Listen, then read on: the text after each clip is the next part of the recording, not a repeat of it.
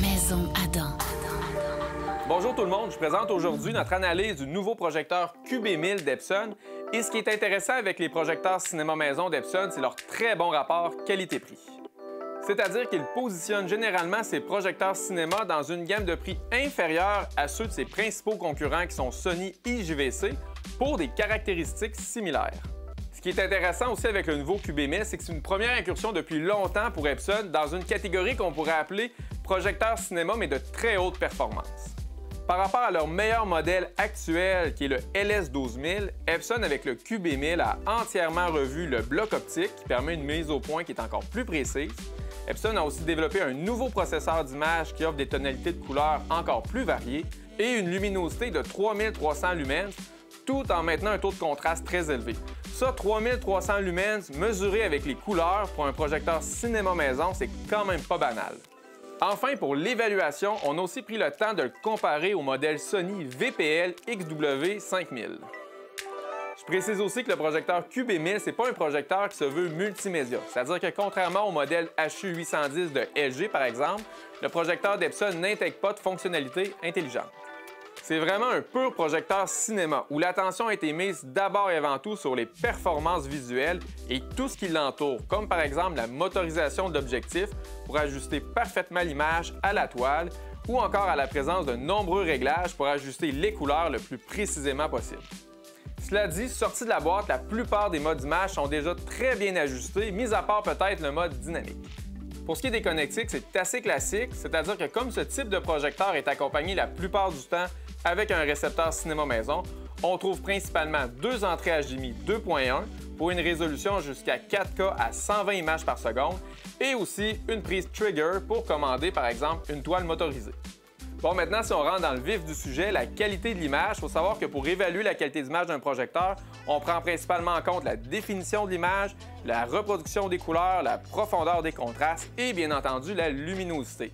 Aussi, pour évaluer le QB1000, on s'est principalement basé sur le film Prey qui est disponible sur Disney+ en 4K HDR. Bon, on s'en doutait un peu, mais dans un premier temps, il faut dire que les couleurs sont superbement reproduites. À travers celles-ci, on perçoit bien que le processeur d'image et le système de lentilles utilisés sont de grande qualité. Que ce soit pour les environnements, les costumes, les décors, on n'a jamais cette impression que les couleurs semblent boucher. Peu importe le type de contenu, tout respire vraiment le naturel. Maintenant, par rapport au modèle XW5000 de Sony, on a trouvé sur ce dernier les couleurs un peu plus chaudes que chez Epson et on va retrouver encore un peu plus de nuances dans les couleurs. Pour ce qui est des contrastes, encore une fois, je n'ai que du bien à dire du QB1000. Un excellent taux de contraste, pour rappel, c'est la capacité du projecteur à offrir le noir le plus profond pour faire ressortir les couleurs tout en étant capable de conserver une image limpide, peu importe le type de scène qu'on regarde.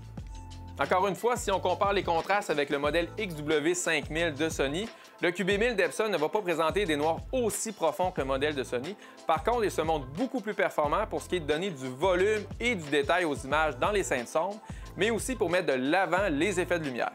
Pour ce qui concerne la définition d'image, là, c'est intéressant. C'est-à-dire qu'Epson utilise une technologie qui fonctionne par superposition de pixels pour produire une image 4K, contrairement aux projecteurs JVC et Sony qui, eux, vont offrir un 4K natif.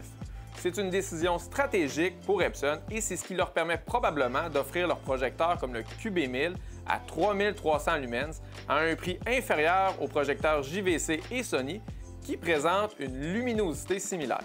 Donc, pour ce qui est de la définition de l'image, la technologie de superposition de pixels qui s'appelle 4K eShift d'Epson fonctionne vraiment très bien. Enfin, une dizaine de pieds de recul, c'est vraiment difficile de voir la différence avec un projecteur 4K natif. Enfin, la clarté de l'image, c'est certainement l'un des gros points forts de ce nouveau projecteur. Une luminosité aussi élevée permet de produire une image HDR de façon encore plus réaliste grâce à une meilleure gestion des ombres et de la lumière. Et ça, c'est ce qui permet au QB1000 de donner autant de volume aux images par rapport à tous les autres projecteurs que nous avons évalués jusqu'ici. Le projecteur Epson QB1000, c'est donc vraiment un projecteur pour ceux qui recherchent une qualité d'image digne d'une vraie salle de cinéma, mais avec une clarté qui est similaire à celle d'un téléviseur. En fait, on retient que du positif du projecteur, c'est-à-dire un taux de contraste très élevé, une excellente définition d'image, des couleurs riches et le meilleur rendu HDR qu'on a vu jusqu'ici sur un projecteur. Si vous avez aimé cette vidéo, je vous encourage à nous suivre sur nos différents médias sociaux ou encore de visiter notre site web maisonadam.ca. Maison Adam. Bienvenue dans la technologie.